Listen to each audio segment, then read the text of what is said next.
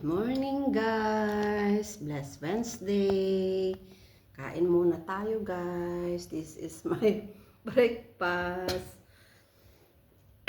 Guys, mag-exercise sana ako.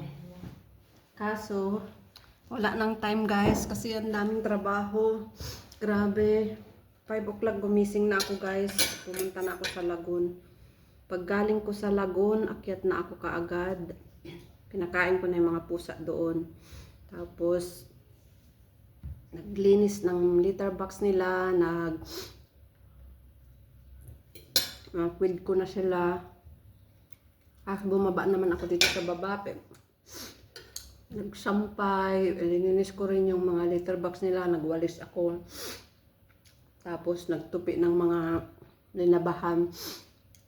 Anong oras na guys?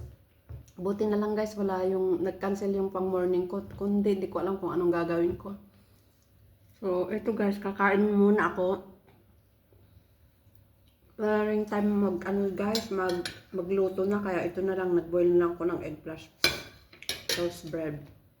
Gusto ko sanang kumain ng kanin kasi noodles lang din ako kagabi. Pero okay na to.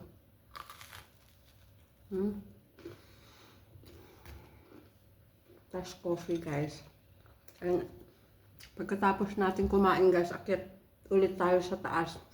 Lalaruin pa natin yung pusa doon, tsaka tayo maligo. Then papasok na sa trabaho. So pag uwi ko na lang mamaya guys, saka na lang ako mag-exercise. Wala talaga guys eh. Ang daming trabaho guys, ang dami kong plansahin. Tapos may mga ibang trabaho tayong pupuntahan. So yun guys, samahan niyo muna akong kumain. Eggs muna and bread tayo ngayon. Wala munang kanin. Pag-uwi na lang natin mamaya, dinner na lang tayo ng kanin. It's 9 o'clock in the morning guys.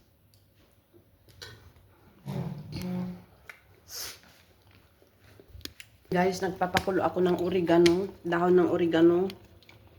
Tapos bawang. Kasi guys, tsaka balat ng orange guys, maganda daw yan sa ang pababa ng dugo. And then nag-alala ako guys kasi hindi ako makahinga hanggang ngayon. Yung hirap akong huminga kasi yung ubo ko matagal na yun guys. Tapos yung plema parang ayaw matanggal. Kaya hirap akong huminga guys. Di ko alam anong gagawin ko. Kaya nagbo-boil ako ngayon ng oregano. So, ayan guys, nagkulay din ako ng, hindi siya kulay guys, it's shampoo, it's black shampoo. Kasi naglalabasan na naman ang ating mga puting buhok guys. Tumatanda na talaga tayo. Maswerte yung mga nagkaedad guys na wala sa lahi nila ang puti ang buhok.